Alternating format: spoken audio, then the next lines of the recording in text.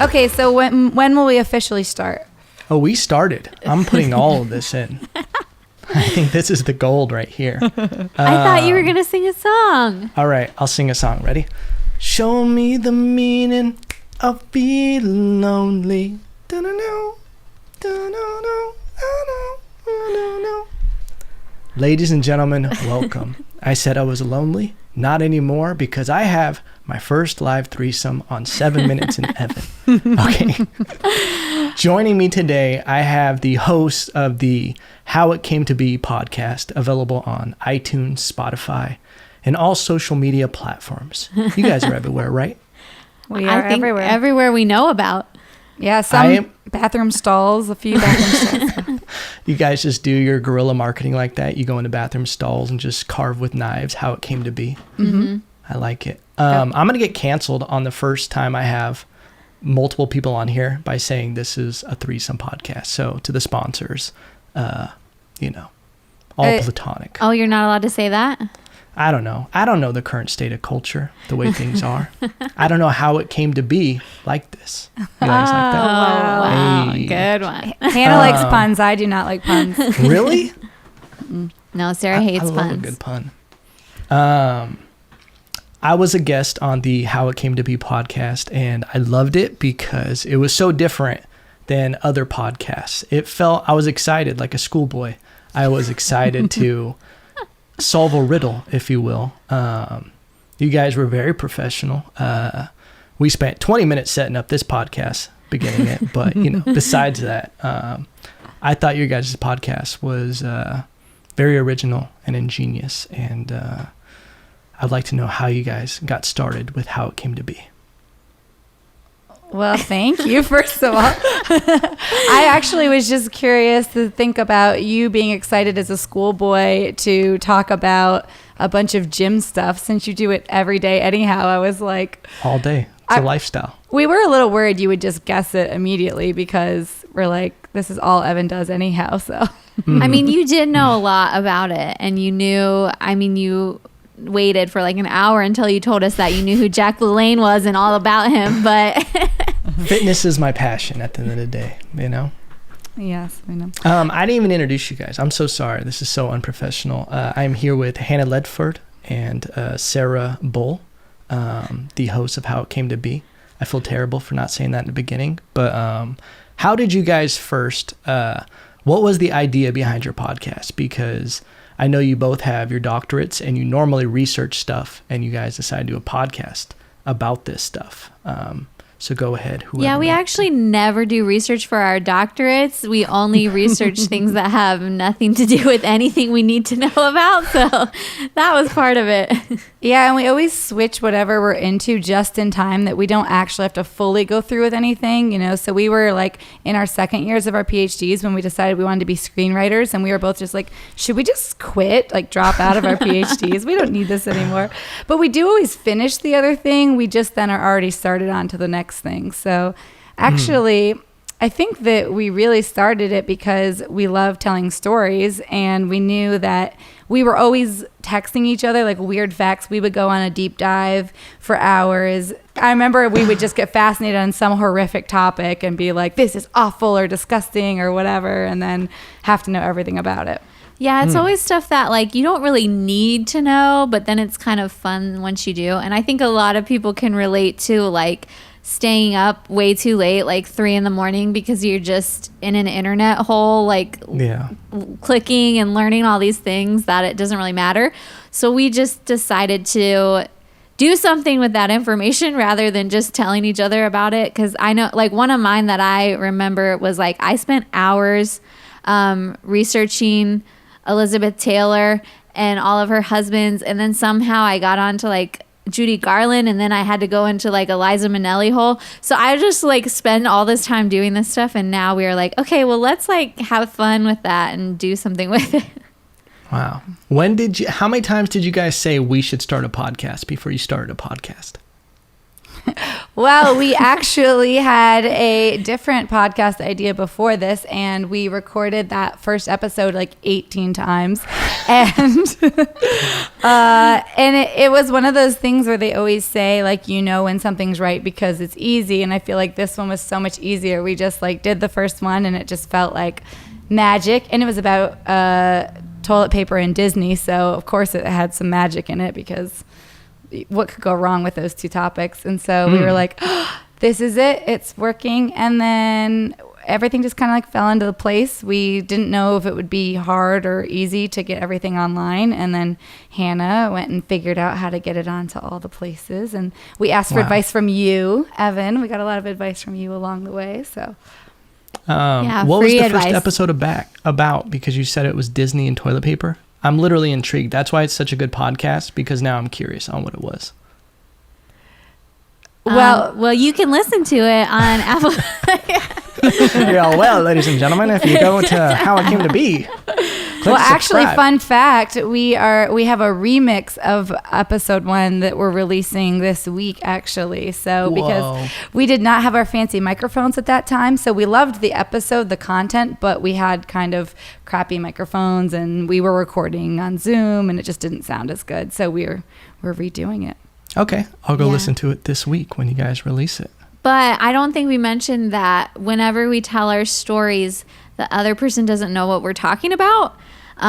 So that is really fun, because we have to kind of guess, and like sometimes just based off of knowing Sarah, I'll try to figure out like, where's she going with this? What topic would she choose? What's going on as she tells the story? But she throws me for a loop a lot. Like, she did Vaseline, and I was like, I never would have picked you to do that, but it actually was a really great story. Wow. And you guys mentioned that you wanted to be screenwriters. Is that still something you guys want to do? Yes, I'm speaking for both of us, but in fact, we do meet still with our third writing partner and work on a show that we're writing, a 30-minute comedy. And is it Josh? Yes. Yes. Shout out to Joshua Wallenstein, 7 Minutes in Evan alumni. Yes. So we meet with Josh, and we break down the story, and then we write the scenes, and that always ends up being based on how much time we have that week, if we do it or not. So we still want to do it. We just don't, how you have to like go through, climb the whole ladder and network and all that kind of stuff. We don't really want to do that stuff. We just want to write a good show, and then like somebody magically finds it and just makes it. They're just going to be walking by and you'd be like, hey, you're not a writer, are you? You got anything? Yes, exactly. I know. I wish it was as great as with like modeling, where people will just come up to you and say you should be a model. They don't really do that for writing, but that's kind of our strategy. Although we did have a lot of people come up to us and say, you guys have the face for a podcast. So what's good though is that, because I do like filmmaking, I've been working on a short right now, dropping it hopefully this Friday. Cool. But it's such a cool time, because I feel like you don't necessarily have to jump through a lot of the hoops that you used to like when you're writing movies and shows and everything, because there's so many different outlets to get them out on. Even with like just a pitch episode, because I think Josh was telling me about the premise of the show. Was it the one in like a mall, like a strip mall? Yes, it's in a plaza. So it's definitely we've got some different ideas brewing that we will be dropping soon. I love it. I can't wait to see it. I think it's great time for creative people to come up with ideas. Sarah, I've always wondered why you didn't try stand-up, because for people who don't know, I met Sarah through Joshua Wallenstein, a famous gay comedian, one of my best friends. If stuff doesn't work out with me and my girl, Josh and I are probably going to end up together just because we made a pact. But I remember, truthfully, I get annoyed when people give me tags and advice. But when you gave me tags and advice, it was actually great stuff. And it was one of the only times I haven't been annoyed when a non-comedian tries to give me tags. And I remember thinking, I was like, she could be a comedian. Like, you have the writing bug. Well, thank you. Yeah, Josh is always trying to get me to. And actually, I had a trip planned to LA to visit Hannah and Josh when the pandemic happened. And I had been working on 5 minutes to do stand-up to surprise Josh. And I was going to go, because I've been saying to him, like, can we go do stand-up when I come out to visit? Like, can I watch you do stand-up? And he said, yeah, of course. So I was going to go and say I was going to the bathroom and then go sign up on the sheet and then just go when they called me. But it never happened. So. That would have been so awesome. I know. Yeah. I knew that planet and I forgot all about it because it was so long ago. But I know. But actually, Evan, the real way we met was you were up doing your stand-up and you said you were doing a joke and the joke was about STDs, but you led in with something you were expecting the crowd to be quiet on, and you were like, oh, anyone in here got STDs? And of course, like, you were expecting awkward uncomfortableness, and I was like, hey. And then you started calling me STD girl after that. Oh, I He's totally like, that was forgot you? about that. You're STD girl. Oh my God, where have you been? I totally forgot about that. Yep. So that's how we met. Wow. That's crazy. I totally forgot that was it. Wow. Hannah, have you ever done anything like stand-up or anything like that, or ambitions to? I did an improv class, but like several of them, but mostly it was just for fun and actually to help me with my writing. I thought it would kind of help me with writing better dialogue and stuff like that. Just like having to be so quick and like interacting with people, which I so rarely do. But I'm a terrible performer and a terrible actor, so I think I would be too awkward with stand-up. Whenever anything is scripted, I just like freeze up and cannot act like a natural human being. Did it help you at all with just even like conversations and stuff like that? Yeah, I thought it was really great, and just thinking about kind of like the rhythm of the way that people talk, and then like having to have a response so instantly. I think that it did. I mean, for writing, definitely kind of helped me to think about, you know, my characters' voices and what they're saying to each other and all that kind of stuff. And you're currently writing, is it a novel? Yes. What genre? Well, I have multiple novels that I have not finished. Thanks for bringing that up, Evan. One is literary fiction, and one is actually what they call women's fiction. It's kind of like romance, but like not as much sex, I guess. So oh, hell no. It's like a romantic comedy. Okay. What her improv really helped with is Hannah is a beautiful, beautiful writer. You know, we both were in classes together. So I got to read her short stories and we would read each other's novels and whatnot. But Hannah cannot write dialogue that has contractions. She is a Catholic schoolgirl, and she's just so strict that she's like a friend comes up on the street to another friend to like buy drugs, and she's like, could you sell me some drugs? I cannot get drugs on my own, sir. Oh yeah, I do blame Catholic school for that, because they, you know, like, Evan, did you experience this at all in school, like in writing classes? They're so strict about it. Oh yeah, he's homeschooled. Shit. The mailman taught him everything he knows. I forgot about that. Everything I learned about writing was from the mail. So did your parents ever like drill into you that writing had to be a certain way? Because that's what happened. It was like, if you're going to write a paper, it has to be professional and can't use contractions, because those are like slang. And so I obviously speak in contractions all the time, but when I'm just like typing, it feels like my fingers just write out the full word, and I cannot type it as a contraction. I have to edit for contractions and just go back through and look for where they should be changed.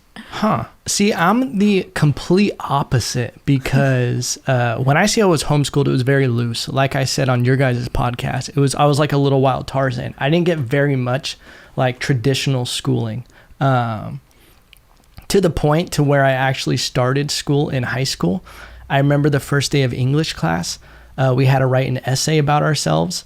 And literally when I got my page back, it was just completely red ink. Like I'm so not disciplined, like with just like grammar style and everything like that, that it was so all over the place that I was like, I was so just not educationally trained or classically trained. Sarah and I are so into grammar. Once in the back of an Uber, we had a long conversation about semicolons versus colons.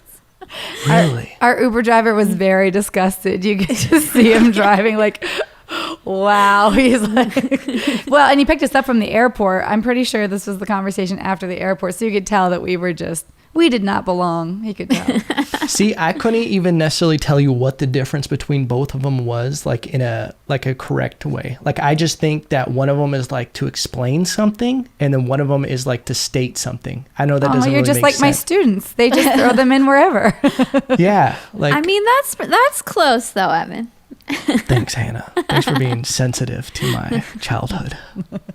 I know, you're just running around in your cat suit. It's creeping out the mailman, so. I did have where once I by the time I was a junior, I was like, my English teacher was really cool, and she would just be like, here's a topic and just creative writing, write whatever you want about it, tell a story. And I was so good at writing the stories, just like my imagination, that they would take all my papers to like the teacher's lounge, and they like went viral within the school of just these wild stories I would make up. Is this why you're still homeschooled? And by teacher's I'm room, do you actually mean your not parents' allowed. Yeah, bedroom? I'm not allowed 10 feet near a high school, but you know. Oh my goodness, you could never be a teacher. I know. I don't know if I would want to be. Like, I don't know if it's as bad as it seems on the surface right now. I don't know if we said this, but you're currently a college professor, aren't you, Sarah? I am, yes, and I actually taught high school before. Oh, really? Yeah, I do love. I was teaching math at the time, though. Actually, Gross. Yeah, I was teaching algebra. I mean, I love kids of all ages. High schoolers are a little tough because they are just kind of trying to elbow their way to the top at that point. You know, college students, I feel like have settled down a little bit. They're not trying to impress each other as much and whatnot, but high schoolers could be very tough. I actually, my degree was in elementary education at first, so I love little kids. They're very fun to teach, but I did have like the 14 to 18 year olds, and of course there's a ton of really great ones, but then there's some that are just so worried about being cool that then all the attitude just, comes out. Do you think that is nature versus nurture, or which one do you think? I think that it's a product of like the environment of the school, that because they're being bullied, then they've got to, they're like either be tough or be bullied. And so they kind of, I mean, I think you talked about this with being homeschooled and then being thrown into it, right? That it's like, you're really at that point trying to decide, where do I fit into this hierarchy of different kids? So, yeah. I remember coming from homeschooling, I was just always like, I didn't get it. Like, I remember one time I got high before school senior year, and I literally looked at the school like it was some safari documentary. I was a little high, but I was just like, this is like Animal Kingdom stuff, where it's like, these kids are parking here because it's cool, and these kids aren't talking to this kid because even though they were friends since kindergarten, now they're in high school. It's just like Mean Girls. Exactly. Dude, I just literally said the plot of Mean Girls right now. Oh, man, but it's so true. Yeah, actually, this is kind of full circle, because I feel like this is why I had one of my rabbit holes about school shootings, because I was really scared as a teacher, because that is something you do always have to worry about, is like, and I don't know why, I mean, that's not something you really worry about in colleges, but I think I always, and that's part of like why How It Came to Be is so fun. I always want to know about the things that like scare me or that intimidate me, or like I want to know. I think that's why I'm Just drawn like Vaseline. to Now I get it. Yes, I'm very scared of Vaseline. That was a phenomenal callback. It's petrifying. What do you do? What do you do? Just imagine drowning in it. It would be so terrible. Yes, exactly. What did you learn about school shootings what was the craziest thing about them? I mean, I think a lot of them is that other murders, there's a reason. And a lot of school shootings, there aren't a reason, especially when it's like an adult. A lot of times there isn't like a reason that they picked that school or that they picked those kids. Sometimes not even a school that they went to when it was adults. And that was really just kind of disturbing that it wasn't for a vengeance that they could pinpoint. I'm sure a lot of times it was mental health reasons, but it wasn't that reason. So that was very disturbing. Yeah, I think that's one thing about, I mean, like, we love true crime, but I think that's one thing about it is like you hear all these stories and you're trying to figure out like the why and what's going on there, what's the reason behind it. And sometimes like the creepiest aspect is just the randomness. Like there's no explanation that you can find. That's so true, that if you just can't, that's honestly one of the biggest things when I did like nursing clinicals was when I would do like the mental health ward. It was that it was so unpredictable. Like I couldn't see patterns and who was like, you could see some patterns in like their body language, but for the most part, some people will react in ways that you just can't see it happening. Like you don't know what sets them off. So that's a good point. Yeah. All this stuff is very dark, but it's intriguing. In fact, I'm getting my house re-roofed right now, and the roofer and I were just talking right before this, and he was in a horrible four-wheeler accident and almost severed his whole body in half. And he lost 2 years of his life, of his memory and everything. It was God. He just kind of never came back.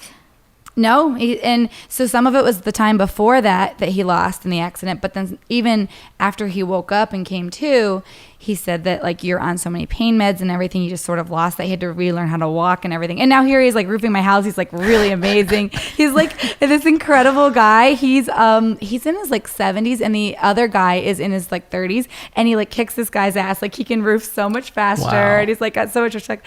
But he should be on the podcast. He is so fascinating. He's the most interesting guy. But we just got talking about life. You should have picked him, Evan. Why did you have us on? Well, is he still there? Come down. But yeah, we were just talking about that, how he lost 2 years of his life because of 30 seconds. A 30-second mistake he made on the four-wheeler changed.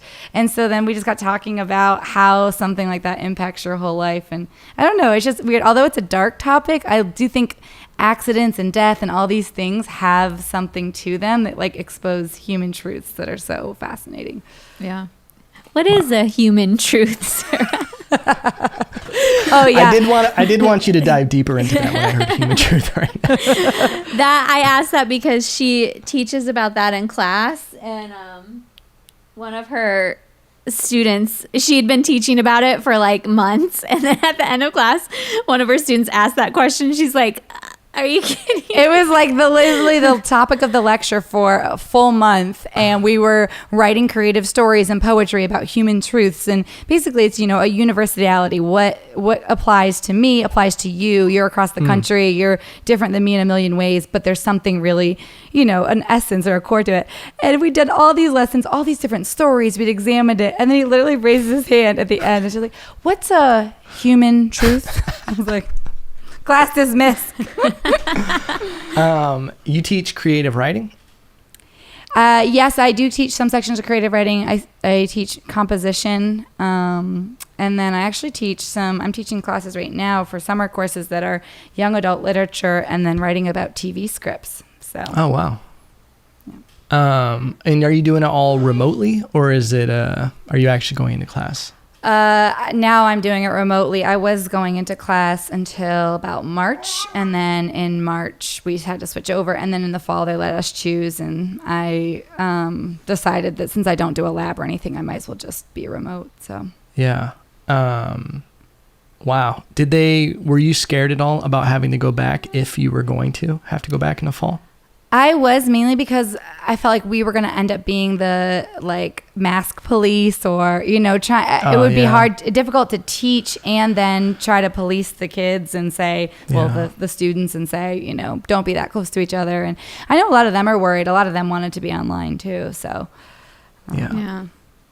Hannah, are you working remotely also? You're a academic advisor. Yes, I'm an academic advisor, so I help them figure out how to graduate, and I am remote, so it's a lot of Zoom meetings and all of that kind of fun stuff all the time. Nice. Where did you guys get research from? Like, you didn't study research at all? Oh, yeah, we did. Oh, you did? Oh, okay. Yeah, you're in school a lot of years for the PhD. So, my dog. What the hell was that? No dogs allowed on set. Beowulf, my dog, is the only dog allowed to make noise. Oh, boy, he can see his reflection, so it's going to get bad now. Wait, did you say your dog is named Beowulf? Beowulf, yeah. Oh, that's cute. Except it's a girl dog, and everybody always says, your boy, like, oh, he's so cute. And I'm like, she's adorable. Yeah. Where did you give her that name? From Beowulf. Well, I know, but like, how did you come up with that name? It's the character, I think it's a book. I know what Beowulf is, Evan. I mean, why did you name your girl dog after Beowulf? Because it's just a tight, savage name. And when I got her, she was like tearing off all the molding with like, she would like get her one tooth on the molding all around the house and like rip it off. And I was like, you are so savage. She would bite off all the windowsills. And I was thinking that it was a pun, like Beowulf. yeah, honestly, it's kind of turned into a pun a bit. But yeah. Buzz's girlfriend. Woof. Woof. Where were we before the dog talked? Talked. So how do you guys pick your topics for the podcast?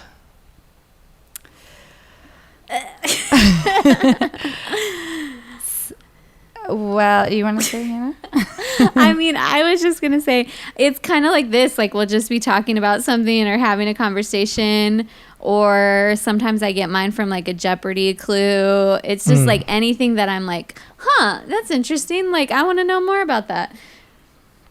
Hannah's very into Jeopardy because she tweeted at an old Jeopardy. Or no, she didn't even tweet at him. She just made a snide comment about this old Jeopardy contestant not realizing that coronavirus was right around the corner, because wasn't he like, I'm going to go on vacation to somewhere. Where was he? New Zealand. Yeah, and then Hannah's like, oh, you might be really smart, but what a fool. You didn't know you wouldn't be going on vacation. I was like, oh yeah, Jeopardy repeat. This guy thinks he's going to New Zealand. And so she tweets this, but she doesn't tweet at him or anything. Also, we have like, I think 8 followers, you being one, and our parents. No, and so he likes it and comments on it. We have no idea how we found it, but we were so impressed. Did you actually type his name? No, she didn't. That's crazy. I know. I was he very must impressed. just be scanning Jeopardy. I think she hashtagged Jeopardy. Sorry. I think that was the okay. It's issue. really a foursome. Oh, it's going to be hi, baby. He's going Hi. to join the podcast. It's nice Yeah. to see you again. He got dropped in here, so sorry if he does anything. Yeah, I get it. I had to stop respect him it. from eating an outlet plug. I respect the motherhood on the podcast. How is it being a parent right now during all of this? I thought you meant just generally. Tell us about parenthood. Hey, tell us about being a mother. Breastfeeding. What's it all about?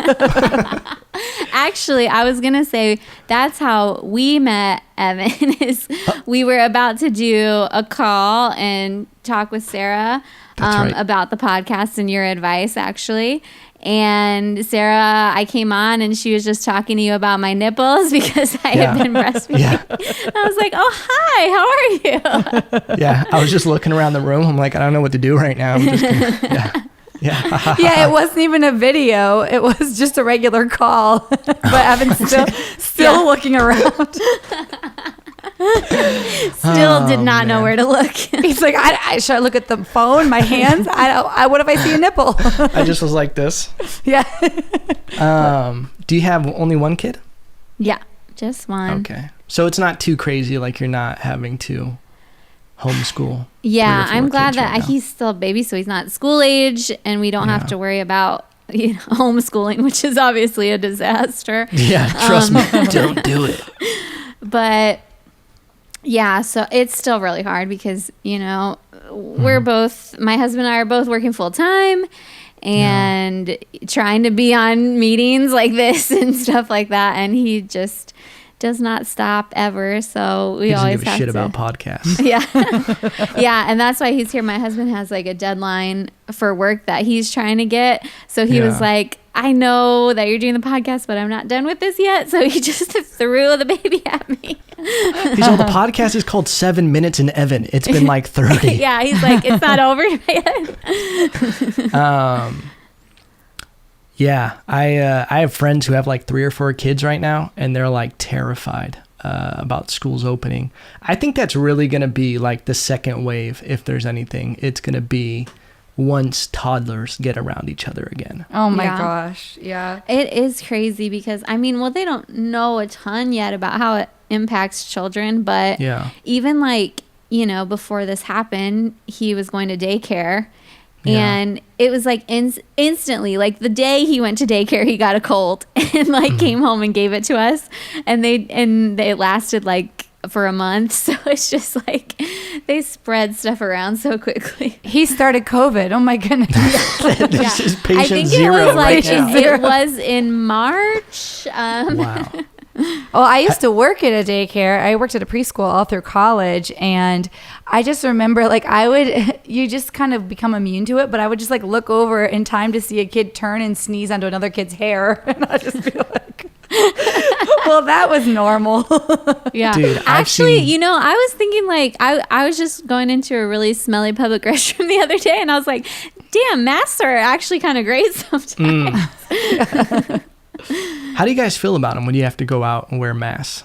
Is it mandated where you guys are? I know you are, Hannah, in California, but is it in a... Yeah, in New York it is too. It is pretty much mandated everywhere, which I would anyhow, because I'm like, it does not hurt me to wear a mask. Yeah. It's not a huge deal. I mean, women, we've been wearing bras every day for years, so this is just Yeah, one more thing to I hear put ya. on. Yeah, you know what it's like. I know on the pain, the struggle. those double D's of yours. They're just D's, but okay. Don't need to brag or anything.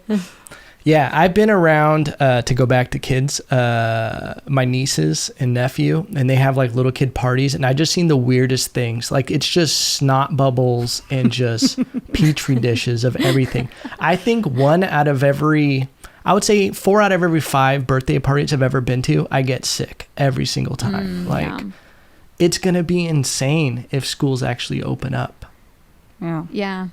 Yeah, they like don't really know about how to cover themselves and control that. So there's always just like snot everywhere. And I mean, in the baby room, obviously they're also like spitting up on each other and stuff. So Wow. Yeah, it's going to be bad. Did you guys see all those pictures that have been tweeted about? There's some schools that have already opened up. I didn't realize schools opened so early in August, but did you see those pictures of like the hallways just packed? And Crazy. yeah. There was that school in particular where the hallway was packed. Did you know what is it called when they send a kid away? I didn't go to school. Suspended. Yeah. For Evan, it was just go to the attic. It was the basement. They suspended her for taking those pictures and posting them. I saw that, but they did reverse it because the parent had a fit. But yes, I did see that they originally suspended her. That's crazy. Yeah. I don't know. I don't even know. It's crazy when you have so many people. I don't know how your guys' social media is, but people are so divided on like wearing the mask and not wearing the mask. And it's like, these conspiracy theories. That's what you guys should do a How It Came to Be podcast on. is where I should have done that. I should have had you guys on and had one planned secretly. Oh, that would have been so That would have been fun. awesome. And then we could have just stolen that and had an episode for ourselves. Yes. It would have been how it came to be conspiracy videos. I mean, to be clear on Evan, though, we did ask you to prepare a story when you came on our show, and you said you would, and then Listen, did not. I feel you're a little upset about this because you brought it up multiple times now. Listen, I felt out of my element, and I was like, these are the professionals. They are doctors. I've only worn, a lab coat as a joke. You just wanted to ensure that you would get to come on the podcast one more time to tell us a story. Yeah, I'll be back, and I'll think of something. It's not going to be conspiracy videos. I know. You can't do that now. You already told us about it. But have you guys actually looked into any of the conspiracy videos, like about Bill Gates and all of this stuff? I was just reading about that, actually, because my mom had been camping with some people, and she's like, they're telling me something about like microchips being put inside of us, and I was like, let me just Google that real quick. Yeah. Well, you can't Google it because the big ones are in on it too. So even Google is going to tell you that it's wrong. Right. There's no way you can Right. fix this. That's No. why you could only listen to kids with GEDs making conspiracy videos on YouTube, before they take it down. Well, that was the thing. So the one that was really big was that one. It was a woman who had been imprisoned. Did you guys see this one? It was like one of the earlier ones, and she was like in on, and it was she had researched all this stuff, and it got thrown away, and Fauci was in on it, and I mean everyone. All Something the way to the about top. Heavens. It was like a documentary, something Heavens, and she was like a blonde doctor. I think Yes, it's it called had- 7 Minutes in Evan. Is that- 7 minutes in heaven. They know. This is the conspiracy. I started them all. Bill Gates. I started them. Well, so I was like, okay, so I watched a little bit and I was like, whoa, why did YouTube take it down? Like, that makes it look so suspicious. It turns out they took it down because of copyright infringement, because they'd used like a song or something that they weren't it had nothing to do with it being factually incorrect. And they literally used something they weren't allowed to use. That's I so totally funny. believe that, because I tried to do one of those like virtual beer fests, which was such a cool concept, because they like deliver. It's a local place, so they like deliver the beer to your home from all these different local breweries. But then they were supposed to have YouTube live videos during the certain time as you're drinking the beer, and so you can watch this stuff. But they kept getting taken down like in the middle of the video, because they would like do something copyrighted or have a cover of a song they weren't allowed to have or something. So it was just like every 10 minutes they're getting taken down off of YouTube Live. And so then we just gave up and drank and watched Star Wars. But YouTube is like hardcore about taking stuff down. It really is. Even like, anything copyright music and everything. It's because so many people, it started being a hustle where people would upload other people's music just to get streams and make money off of it. So they like have created algorithms to just detect it now, where it's like, Which reminds me, Evan, after you were on our podcast and you mentioned you do music, I went and looked up your YouTube channel. Oh, shit. And I found in the deep, dark recesses a song that you did that went mini viral. I don't really know what number means viral, but I I'm don't going to really say know. it had more listens than any of your other stuff. And then you were being so humble in the comments, and you're like, oh, this is terrible production. I made it in my closet. I'm so embarrassed. did. And then all these people are like, Josh wishes I was still there. yeah, he does. He's waiting. He's waiting. And they're all like, dude, this is awesome. And it was a remix of As If You Don't How Know to the Save a song. Life. Yes. Will you sing a little? Dude, Because I love the no, phrase. Oh my gosh. I'm going to start sweating again. That is so funny. That's like one of Sarah's favorite bands that she discovered in 2017.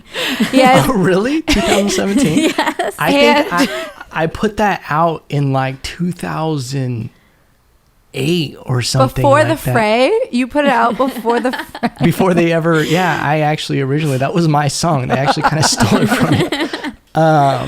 Like 2008. And literally, I'm like my own worst critic, and I did record that. I remember sweating while recording that. I was in Puerto Rico because I say it You in there wrote at that. the end. Yes, you did. You Because did I literally write was sweating in a closet in Puerto Rico. Yes. Josh's fantasy. You did say that, and I remember thinking, wow, he's just like so humble. He doesn't even think it's good, and it's so good according to comment number. I like how you have to 35. clarify. It's so good according to the comments. Okay, not on I'm my not standards. saying that. I do not condone That's these what they ideas, said. but No. I don't love even think Evan it's real. 4453. Thought it was good. That was Yeah. I'm Evan. The conspiracy is Evan is the Fray. Dude, get that going. Okay, I need a little bit of traction. Conspiracy theory, yeah. No, the reason Hannah's saying that though is because we lived together for a short time, or we would like be at lunch or something, and I would come home and be like, oh, Hannah, I just discovered this great new band. You're gonna love them. They're so good. Yeah. This was in 2017? Yeah, something like she would be like, "Oh, I heard this amazing song on the radio. Have you heard this one yet?" And I'm like, "Yes, in like 2000." Yeah. Well, the first one was Maroon 5. That was actually Maroon 5 was one of my original rabbit holes. I was obsessed. I was dreaming about Maroon 5. I was so obsessed, but it was like 20 years after everyone else was obsessed with Maroon 5. Dude, I don't get the obsession with the lead singer. What is his name? Adam Levine. Dude, you think he looks good? He said I it feel so like dreamily. I don't get it. The face looks like someone like on Photoshop was like, "Ring," and just like scrinked it up. And he's like, Are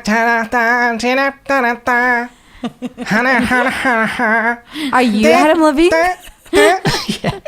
I'm actually the Fray. That's what I'm trying to tell you guys, okay? You're the Fray and Adam Levine combined. Yeah. The Fray is definitely going to cancel this podcast. Yeah, they are. YouTube's going to shut it down because my singing was so similar to Adam Levine. They're like, that definitely was Adam Levine. Will you sing a little bit of How to Save a Life for us? No, I can't. I will sweat right now. I honestly listen to anything old music. I have like so much unreleased stuff that like is buried in a vault because it's just like anything from like 6 months and older, I cringe. But it's not 6 months. It's present day right now. So will you sing for us? It was, oh yeah, it was written in 2017. I forgot. Are you guys like that with stuff that you write? Where you look back on it and you're like, I can't believe I wrote this. This can never see the light of day. Some of it. Some of them like, damn, this is amazing. Why has no one stopped me on the street and said, you look like you wrote a great story? That's the thing. That's the thing about stuff is if you get yourself disconnected enough from it to where you almost don't, it's now like its own separate thing where you can actually put some fresh peepers on it. Right. If I like it after it's been a few months, then I really know I got something to work with. Mm. I know sometimes there's a feeling of like, oh man, I'll never write that well again. Like I must have been in some groove and I can't write anything now. Have you guys ever read The War of Art? Mm-mm. Dude, you guys have to read this book, especially you, Hannah. Sorry, Sarah. You know I have trouble with reading. I feel like my dad maybe gave me a copy of that and I haven't read it yet. Honestly, I literally, anybody who does writing, music, comedy, anything creative, I'm like, buy this book right now. It's by Steven Pressfield. He has 3 books. I got them all. There's The War of Art, Turning Pro, and Do the Work. And it's literally just a guideline for you like getting out of your own way with like a creative process. Mm-hmm. And like taking the magic out of it and just churning it into like an objective thing that you like can actually not talk yourself out of doing. Right. Yeah. I do like that. I have not read this book, but I have heard of this because Josh has a great story about this. When he was teaching in China, there was this teacher who was very pretentious and he was always like recommending books. And he's like, oh, dude, you should get this book. And there was this other woman who was like this middle-aged woman who like didn't take shit off of anybody. And she's like, oh, yeah, Nicholas, I've heard of that book. It's in my doorstop. And she thought she was so clever, so she would repeat this story to everybody, like, oh, Nick recommended this book, and I said it was in my doorstop. That's hilarious. That is good. That is good. I'm going to use that next time Evan recommends me a book. Yeah. Oh, yeah. I don't need another doorstop. But, Evan, Sarah is working on a novel as well. Are you really? Yeah. Yes. I have like the first draft done, but now I've just got to revise it. How many pages? 375. But this is a great trivia question because there is a No blank shit. page. So it's really 374.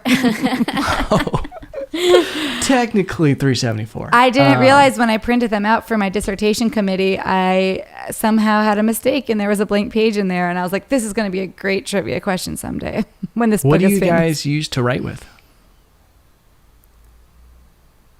What software? Microsoft Anyone. Word. I have this thing called Google Documents. So you guys write it just straight, just like that on, like into a document? Hey,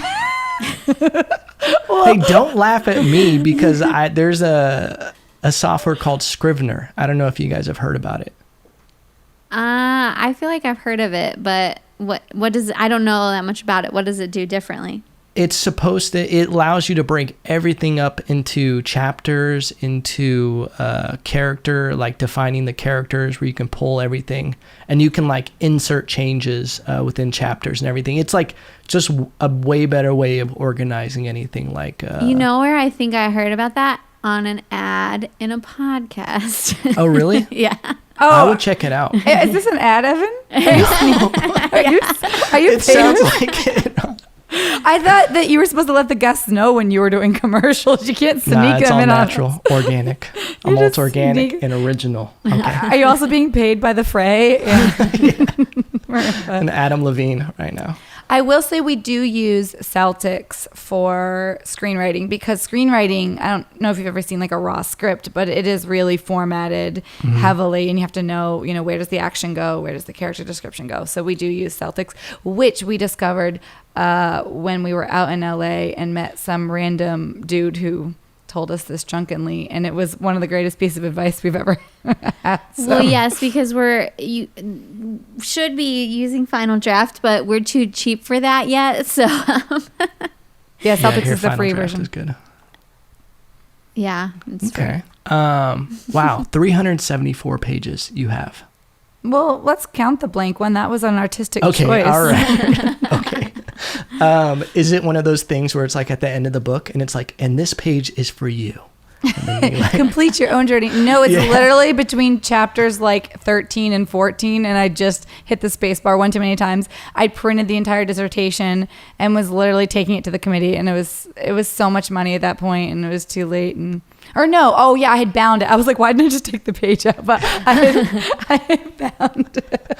you just draw on a picture like in the middle of it just to show the character. Yes, exactly. Does it have a page number on it? It does. Okay. That's So you another couldn't reason. take it out, or the page numbers wouldn't even make sense. Yes, exactly. Wow. How long did it take you to write that? Well, Josh likes to say that I had a year to write it, and I began writing it 4 days before it was due to the committee. In typical Sarah fashion. No, I would say 5 months to Wow. just sit down and write it. But I had been thinking about it for a long time and had written stuff about it and everything for years. I had been collecting ideas.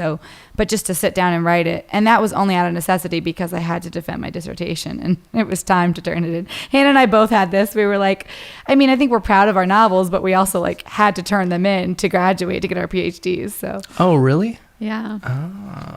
Yeah, actually, my committee chair, hopefully she doesn't listen to this podcast, but I saw her, I think it was August, and the semester was starting, and she was like, how's the novel going? Like, I can't wait to read it. And I'm like, oh, yeah, it's great. Like, can't wait for you to read it. And she's like, okay, I want a full draft of it by Thanksgiving. And I was like, okay. And I went to Sarah and I'm like, have not started yet. Oh, yeah. We were together. We were at a music festival and we ran into our professor. And I distinctly remember Hannah saying, like, yeah, I'm like most of the way through the first draft. And I'm like, no, you're not. We literally sit on the futon together every night. And I'm like, you have not written a word of ethics. But I had a full draft by Thanksgiving. She Dang did. it. She buckled down. I was very impressed with her. That's impressive. Do you guys, like, how do you guys, because I'm really interested in, like, creative processes. Do you guys actually have it scheduled where you're like, I'm going to sit down and be there for an hour straight? Or is it like, I'm going to write this chapter? Or, like, how do you break it down? Question for both of you. I did have it scheduled before I had a baby. Now nothing is planned and everything is messy, but I used to have time blocked off for writing. How long would you go, like, in one sitting? I would usually do an hour, and I would try to, like, if I could, I would do it every day, but if I could do it multiple times a day, then I would. But that usually would last like a month or so, and then it would fall off, and That's really good still, though. Do you, because I know there's some people, like with Scrivener, it'll literally, there's a mode where you can black out everything else on your computer, where you can't get emails, you can't go into browsers, you can't do anything other than that. Like, was there anything you put in place to, like, stop you from getting And distracted? please join Scrivener for $9.99. I know, I keep just going back. use the code Evan Minutes in Heaven. Dude, they're not a sponsor, but they're probably going to be now. Oh, you're trolling for a sponsor. I see. How do we look, Scrivener? Huh? All this can be yours for $100 an episode. Well, there Sarah, is. I feel like you do it differently, right? Like you do it more like, okay, I'm going to do this chapter, then I know what needs to happen in it. Yeah, I'm a big outliner. I know like what everything needs to happen, and I write it all out. And then I usually, I guess I would say I write more by scene. So I'll sit down and a whole scene just flows right out of me. Just like a river. Just I kind of black out and God takes over. Yes, It's no big deal. I did scriptures. it in a closet in Puerto Rico. It's nothing. I would hallucinate from the sweat, and whatever happened, happened. I'm making fun of Hannah actually because one day I remember she was just like, "Oh, this story just flowed right out of me," and I was like, "Nothing is that effortless, you jerk." You're like, I can't let this slide. I need to just note here that I'm making fun of Hannah right now. Let it be on the record. Don't continue the conversation She's until like, I've "Hey said guys, that. did you hear that joke I said about the doorstep?" The doorstop. Do you guys believe in that? Because like I'm a huge believer in like the flow state of like you have to work for like 15 minutes usually like in the mud, and then you're just like, all right, now I've gotten to stuff. Believe what? That it can flow right out of you? Or Like once you hit a certain, like, do you think, like some people, I don't know, like when I start either writing jokes or anything, I have to put my phone away and like actually get into like the moment completely. Like I can't sit there and be texting and then be writing on Messenger and emails and while like still just writing prolifically. Yeah, I do think there's definitely a zone, and I'm really big on the environment where I write. I think I'll even read back chapters of my novel, and I remember where I was or like what it smelled like, and I go through zones, like usually like 3 or 4 weeks in one place. So I really like to write at coffee shops. I like to write where there's a lot of white noise, like just other people in the background. But yeah, so I think that for me, it's very much about being kind of focused in, and then yeah, I think you're right. It would be really hard to text and talk and have the TV. I know some people can write with the TV on, and I cannot do that. Yeah. I don't Yeah. know how they do it. Yeah, it's like I can't. If you're interrupted, it just kind of ruins everything, and you can't get that back. I mean, sometimes I'll even like if I don't know what word to put, I'll just kind of put like dashes or dots or something and be like, I'll figure that word out later, but I just have to keep going with this thought and see where it goes. Do you guys flows bounce out? Do you guys bounce your ideas off of each other? Like, do you almost help? Because like Josh and I actually a lot would bounce jokes off of each other a lot and just kind of help each other edit it. Do you guys do that with each other? Sometimes, but well, Sarah, when did we last work on our novel? Yeah, definitely. I mean, our screenwriting we do entirely together. So we break the story together, and we go off then and write our own separate scenes, but then we come back and we heavily like line by line like move jokes around and you know and everything like that. So that is really heavily together. The novel writing was more when we were in class together. We would give feedback to each other and kind of give each other ideas then. But novel writing's a lot more, and that's why we kind of switched over. I think it's a lot more isolating because it's on your own, right? So like even when you write your stand-up, you know that eventually it's for somebody. You can picture somebody. But with your novel, you're not really picturing it for anybody. You're just, I'm just sort of like picturing the world, but it can be isolating after a while because you're just, I know I heard Tina Fey say that like of all the things she did in her life, her novel almost broke her, and she'd be like crying in the shower, or I guess not her novel, but her book. She'd be like crying in the shower, and her husband would be like, this is going to be the end of us. This is going to ruin us. Was it because it was so isolating? Yeah, I think it's just challenging and just like kind of a grueling process of you got to sit with this and finish the story. You know, it's not a 10-page story. It's a 374-page story. Yeah, and we're both so extroverted that I think like just having that instant feedback and chatter and all of that kind of stuff is like so important. So I think we do have a hard time with just working on the novel because it is so isolating. That's why we're like, let's write something together. Let's do a podcast together. Anything where we can like have another person there. I like it. How different has it been for you guys doing a podcast versus like a novel, like the feedback of it? That's part of why we wanted to do it, actually, is just, like Sarah said, like it's hard to really like have an interaction with an audience about it. I mean, except for when you are in a writing workshop or something like that. So it's been so fun with the podcast to actually get to like share it with people instantly and to hear back from them. And sometimes even people that I haven't talked to in a long time are like, I listen to your podcast. Like, it's so great. So that's been so much fun.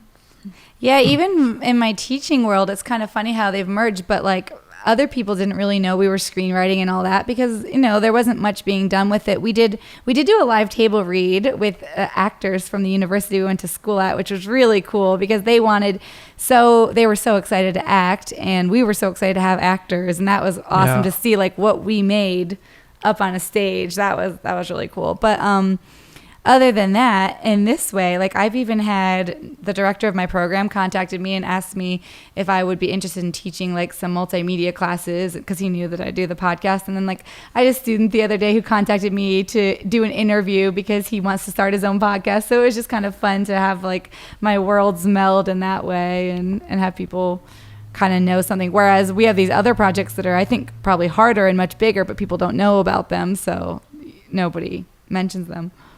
That's crazy. Have you guys had it where someone reached out to you and you're like, oh my God, you're listening to my podcast? Like just people you haven't talked to in like 10 years. Yeah. Yeah. It might be different for you guys because I say some pretty ridiculous things on my podcast. I guess I can't even ask you guys this question because in some cases, I've almost censored myself from saying certain things because I know certain people are listening now. Have you guys had it where you're like, I don't want to bring this up because this person's going to know we're referring to them on this? Have you guys had that at all? Well, we have just gone right for it. And then the people that know have contacted us and been like, were you talking about X? And we're like, really? Yep. Yeah. Yeah, but it's nothing like, too bad. Oh, yeah. We're not talking about content. We're usually just talking about like dating stuff or boy stuff or, Because Hannah's married, so she's really boring and has no life. So she likes to talk about my love life on the podcast. So. Yes. Yep. And then all of her ex-boyfriends will text her and tell her exactly what they think about anything that she said. Yeah, the ex-boyfriends have really come out of the woodwork for the podcast. I will say they've crawled right out of the woodwork. Wow. Girl, thanks for being a fan. I had someone, and I believe they still listen to the podcast, so shout out to them, show up at a stand-up show to ask me if I was talking about them. And were you? No. I had to make now I'm talking about them. I had to make like a disclaimer for future podcasts because I started having multiple people Because like when I'm by myself, sometimes I do it by myself. Most of the time. Don't share that with people. Do it a lot by myself. A lot of times 7 minutes inside myself. We've heard. Beowulf told us. I'll just get going and start talking about random stuff. And it's like, I don't know, a lot of people, even family members have reached out and they're like, hey man, I don't think it was cool you were talking about me on the show. And I'm like, hey man, you're not that important that I was talking about you on the show. Well, you are now. Yeah, now you're not. Self-fulfilling prophecy. Like, how did you know I was in prison for 18 months? That was not supposed to be public knowledge. Seriously. This has been a glorious podcast. We just crossed over the hour mark. Well, we're actually about to cross over. I'm sorry. Oh, should we observe together in silence? We should count down like it's the New Year, since there's not going to be a countdown this year. And we're done. All right. Yeah. Goodbye, everybody. Well, before you hang us up, Evan, I didn't get a chance to ask you this, but I've always been curious about how you do your writing for stand-up, because you would start asking us about that, and I never got a chance to ask you like, do you collect ideas while you're out in the world and then write, or do you sit down and then try to think of ideas? Good question. It's actually probably, I would say, like a stand-up bit for me starts with an idea that sometimes even comes from a conversation. There was plenty of bits where Josh and I would just be talking and making jokes and like riffing off of each other, and it'd be like, dude, and then like a premise would just come, and like, for example, like if Josh and I were talking about living, like when I was living in Puerto Rico, and like a crazy ex-girlfriend, shout out to her if she's listening. Sure she is. But then it would spin into me thinking about dating Latinas. Like, what are some of the crazy things that I've experienced with that? And then bits will start like that with like an idea, and I'll write it down on my phone. It'll just be a line. And then I'll just exploring it, like all the areas and avenues you can go down of dating Latinas. Like, they're crazy, they're blah, blah, blah, like just the basic stuff. And then diving down into personal stories that like will express that. Yeah.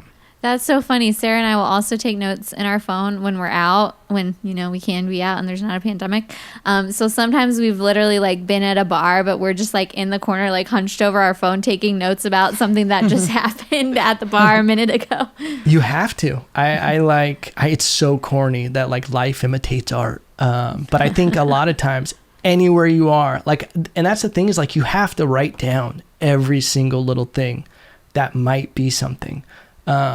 Like I even have next to my bed a notepad that like if I wake up middle of the night and like I just think of something, and I'm like, every time I've ever been like, oh, I'll remember that in the morning, I never remember it. So it's like I write down every little dumb thing. I say 95% of them are like they never see the light of day, but like some of them will, like, even if that idea didn't work, if I start like writing a joke into a paragraph, somewhere in that second paragraph or like the end of it, it'll split into a new joke that's like its own standalone joke. So like, yeah, I save everything. I actually have a novel I want to write that I had from a dream. So good thing I wrote it down. Yeah. What was the dream about? I don't want to give too much away because I haven't written it yet. And I'm sure everyone's going to want to steal this brilliant idea. I'm going to write it on Scrivener. But it's I'll just say it's about time travel and murder.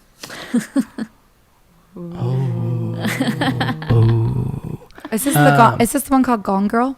Is that the novel? I just watched the movie. I don't know if you guys have seen it. Frequency.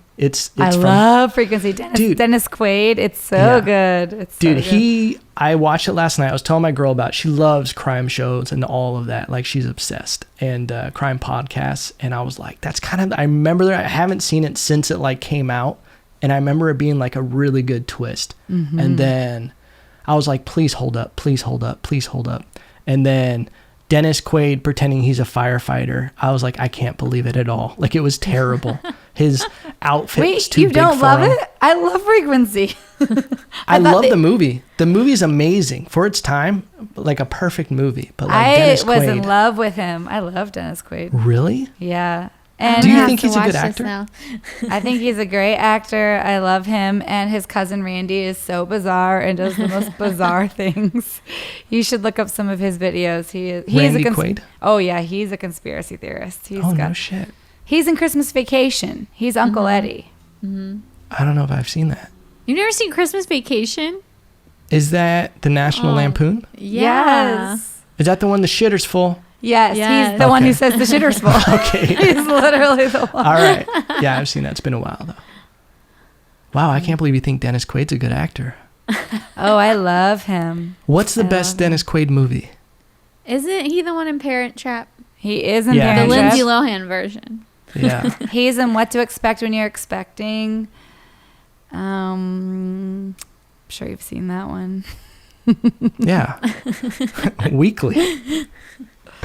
Well, can we end with me telling my story about a dream that I had and a really great idea that I had? Yeah. Feel free. This is a free-form podcast. This No is edits. a good one. Everyone's going to steal this. How'd you Yeah. guys feel doing a podcast with no edits? Was it nerve-wracking? Yes. I'm hoping you're going to edit this. Not even a little bit. So this story involves both of us, so it's a good one to end on. So I had a dream, great idea for our show. Woke up, or wrote it down, went back to bed, woke up, called Hannah immediately. We were talking, and I was like, oh, I just remembered I had written something down. Let me go check. So I go over to my nightstand, and I check, and I look at it, what it says, and it says, there's a room full of chairs, and they're all you. And she's I like, know. who is you? I was like, who is you? Is you like me is you or you is you? Like, who is that? Wow. Phenomenal. Yeah. Yeah, I Novel think you should forthcoming. explore that. What would Yeah. be the name of that? 7 minutes in heaven. I like it. That's it. Ladies and gentlemen, thank you for listening and watching. If you like to listen to Hannah and Sarah's podcast, you can find it at How It Came to Be on, is it iTunes and Spotify? Mm-hmm. And where Yeah. else are you guys? We're at howitcametobe podcast.com and on Instagram, Twitter, Facebook, all of that good stuff. And Google Podcasts. Yeah. TikTok. All right. All right. Thank you guys so much for being here. It's been a fun hour. Thank you for having us. Evan. All right.